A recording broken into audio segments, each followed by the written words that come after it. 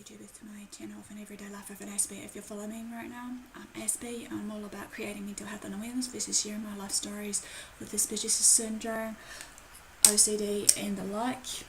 I also create some motivational messages based on your everyday challenges that you may face in your everyday life to let you guys know that you're not alone, and hopefully with the pearls of wisdom and knowledge and experience from what I've been through, based on my encouragement and support of how I'm going to address it all to you, will be of value to you, as well as these tips and advice of managing your everyday, struggles, regardless of what it may be in your life. But bear in mind that, as I said, I'm no clinical doctor. I'm just a normal everyday duo blogger that's just going through her everyday life struggles and sharing her stories as you're journeying with her.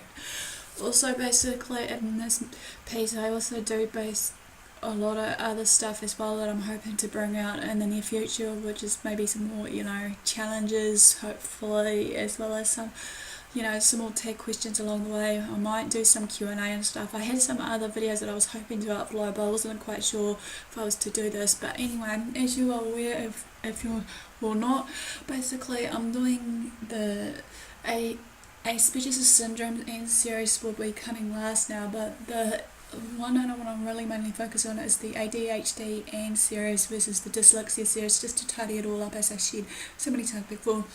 So in this one's going to be calling Dispelling the Myths of your dyslexia, even though it's important to be aware that there has been so many misconceptions and myths surrounding this disorder and many other disorders that I have enclosed so far in the mental health issues versus just other areas of disorders that I have shared so far.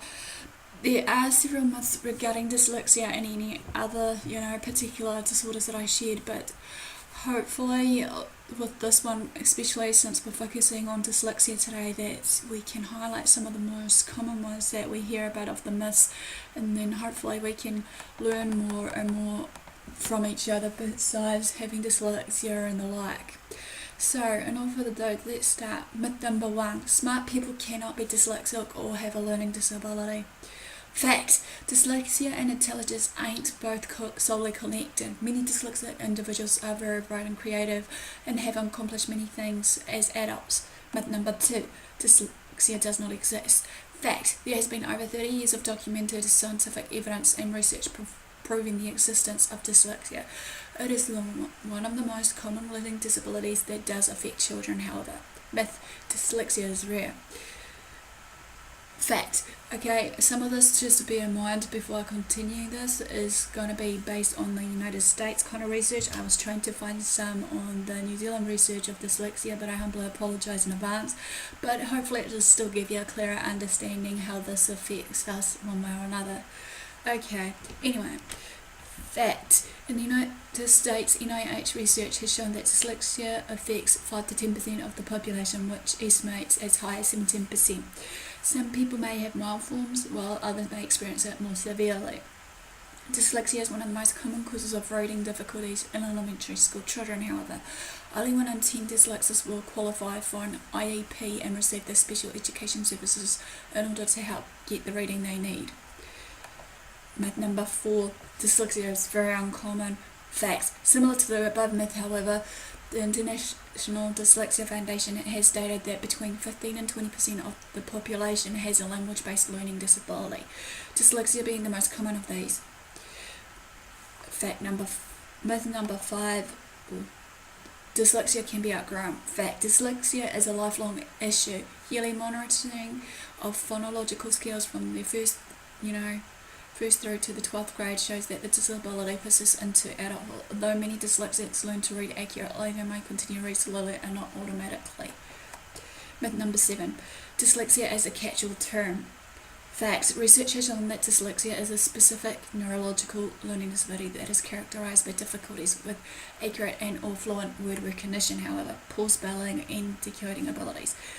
The other secondary problems, however, could be their vocabulary, reading comprehension, and writing may also arise in this. Myth number 8. Dyslexia is innate, incurable, and permanent. Fact: while dyslexia is a lifelong disability, early intensive and systematic intervention can help a student keep up and retain their grade level in school. as well as minimise the negative effects dyslexia can have, such as low self-esteem and poor self-concept as a learner. As we know, like many other things, when this one has been said about for many other disorders, it's all about, as I said, how we managed to cope with it in our everyday lives, regardless what it may be, as well as, having the right treatment and how, as they say, the earlier the prevention, the better the treatment you might have in the long run. Myth number 9, the prevalence of dyslexia is estimated to be between 4 to 8% of the total population in English-speaking countries. Fact, statistics like these can never be so certain because each English-speaking country has its own identification criteria. However, all that can be known for certain is that in every English-speaking country, a significant percentage of the population has reading and spelling difficulties that range from mild to profound. For example, this percentage in the United States, however, alone is between 5 to 17%. The most common of these learning disabilities is dyslexia. Myth number 11. There is no way to diagnose dyslexia. Fact, we can accurately identify those who are at risk for dyslexia as early as preschool and identify dyslexia as early as first grade. Myth number 11.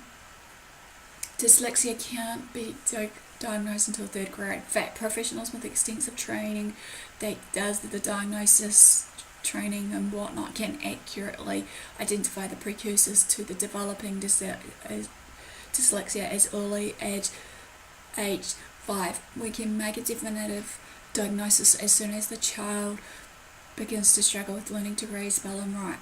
The sooner a diagnosis is made, the quicker the child can get help. As I mentioned before, the earlier the diagnosis, the better. And the more likely we prevent secondary blows to their self-esteem. A combination of a family history of dyslexia and symptoms of difficulties in spoken language can help identify a vulnerable child even before they begin formal schooling. Myth number 12. Dyslexia can be accurately diagnosed by an educational psychologist or a specialist dyslexia teacher by using special tests. Technically, yes, they can, although depending on which professional is doing the type of assessment that is given. The diagnosis, however, may differ from person to person. Often specialists will use phrases in a written report such as child has a specific weakness in phonological development instead of saying child has dyslexia. As I said before, that sometimes when it comes down to it, regardless what disorder, sometimes some medical experts will try to put it in a proper language or written report of some kind that will state basically something on the opposite scale of that. Here's an example, child has dyslexia, because obviously they don't want to actually offend the person one way or another. It's just how they go about their everyday reports. Additionally, many times the school personnel will say that they don't diagnose dyslexia. It's a matter of semantics, basically. In most states, dyslexia falls under the Special Education Code as a specific learning disorder, or disability, shall we say, in reading, spelling and all writing, and may be coupled with challenges in oral expression. Don't give up hope, however, though. Dyslexia can be diagnosed in an early, systematic and explicit intervention can help minimise its negative effects. Myth number 12, what have you, if I'm reading right. Dyslexia is a medical diagnosis. Fact, dyslexia is not characterised as a medical problem and is not typically diagnosed by doctors because they don't have the training in oral language, reading, writing or spelling assessments and diagnosis. That being said, developmental pediatricians have additional training in cognition and learning, and some have expertise in the clinical and neurobiological features of dyslexia. There is no pill or medication that can heal dyslexia, like many other disorders. However, additionally, dyslexia is typically not covered by medical insurance, although it does have lifelong negative effects that can encompass feelings of well-being. Myth number 17 is dyslexia is a specific brain ring. It's genetically based neurological difficulty with phenomenon awareness and presence skills, the ability to perceive and manipulate speech sounds. Fact, phonemic awareness is only necessary when learning to read and spell, which involves using an alphabet code. Research has shown that this aptitude is not acquired often in children. However, usually students need systematic phonics instruction in order to become proficient in reading and processing. Some people find this ability to learn how to recognize and manipulate phonemes more difficult than others due to normal genetic variation rather than a brain weakness. Myth number 18, if we're on the right track, but I'll put these in number form when I edit these, so I humbly apologise if I'm losing track of numbers. fMRI brain scan studies show that dyslexic brains work differently from those of non-dyslexics. Fact: when a brain scan is done on someone who struggles to read while he is trying to read, the scan will look different than that of someone who has no trouble reading at all. Myth: dyslexia is caused by lack of phonics instruction. Fact: increased phonics instruction will not help a child with dyslexia. However, children with dyslexia are able to learn phonics once they have the underlying phonic awareness abilities, although they may continue to have trouble applying it.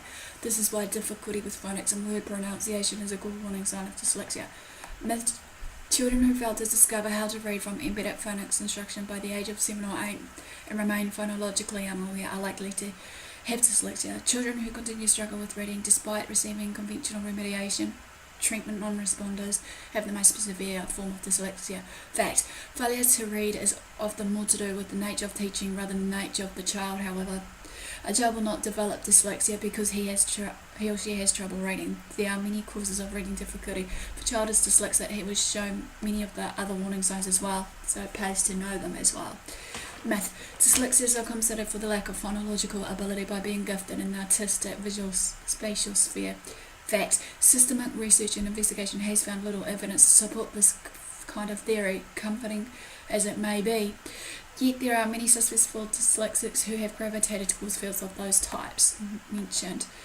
Myth: people with dyslexia cannot read. Fact: incorrect. Most children and adults with dyslexia are able to read it if it is a bit of a basic level. Spelling is one of the most classic red flags alerting parents and teachers of a serious underlying problem.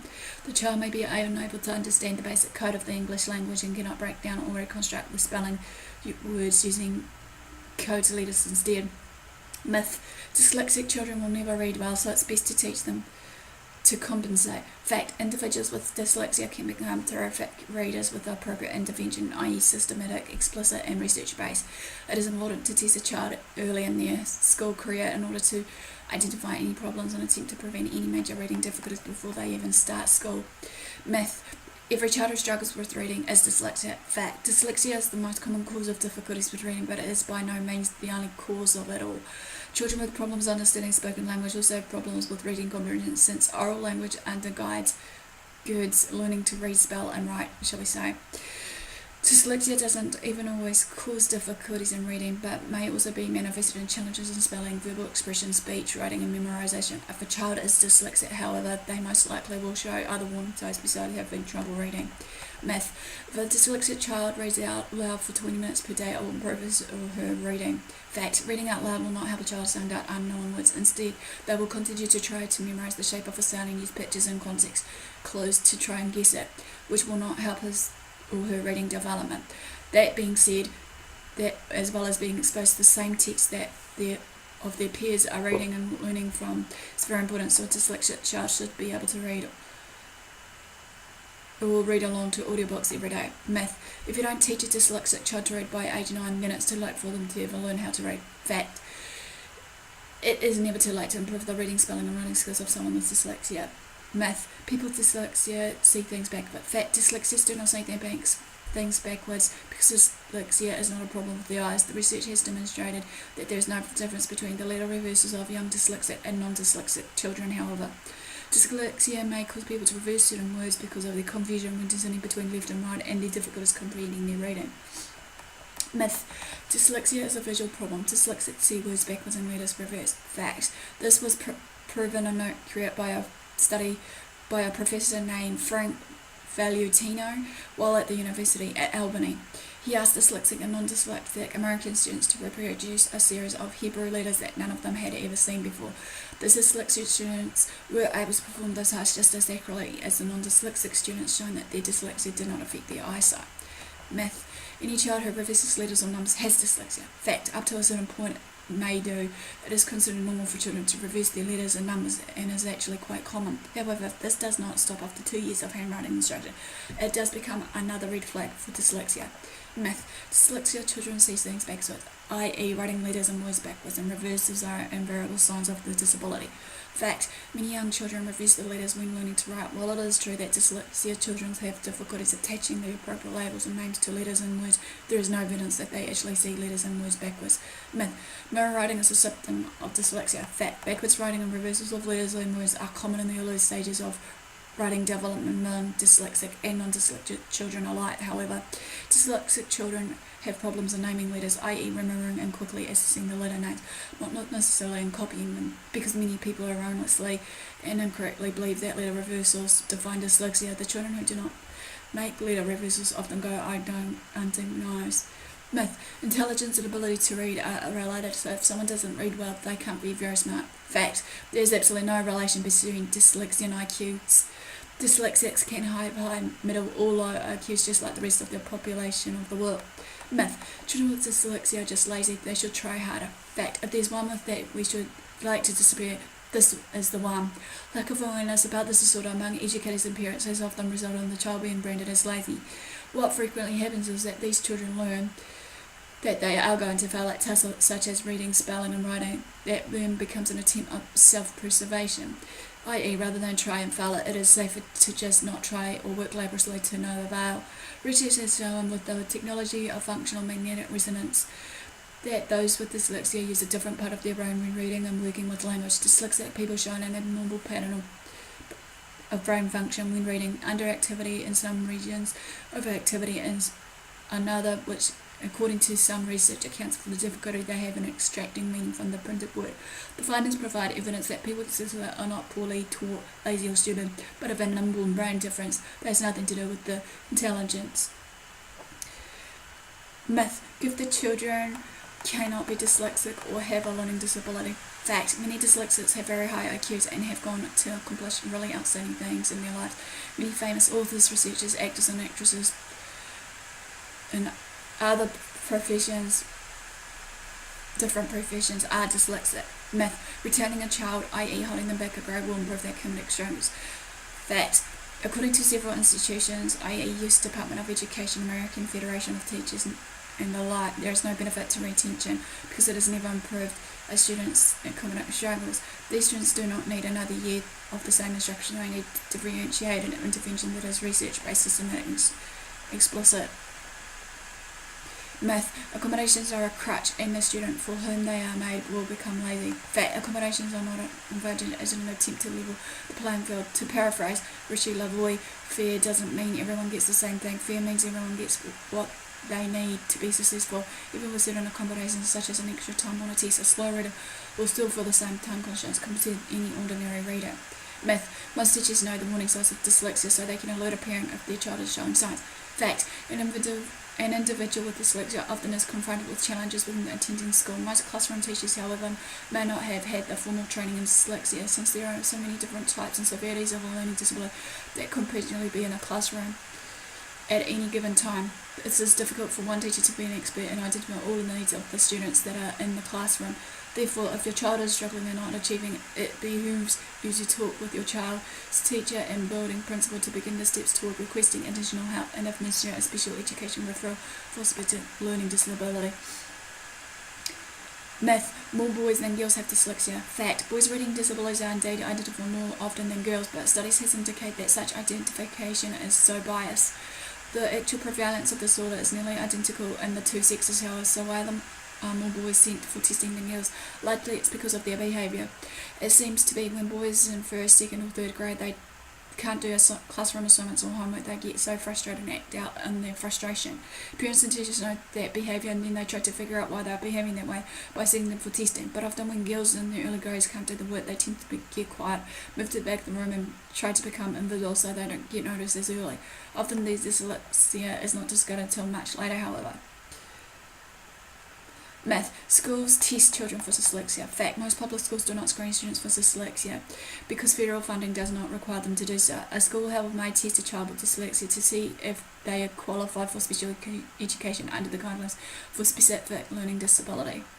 Myth: if a child is not eligible for special education services or an IEP, then that child doesn't have dyslexia. Fact: dyslexia comes in many degrees, from mild to severe. Most children with dyslexia will not receive special education services. They score very poorly, usually under the 10th percentile. Unfortunately, even children with mild dyslexia can easily fall behind. Myth: there is not enough money in the education budget to pay for accommodation or additional teacher training. Most classroom accommodations don't cost anything, nor do they require any specialised teacher training.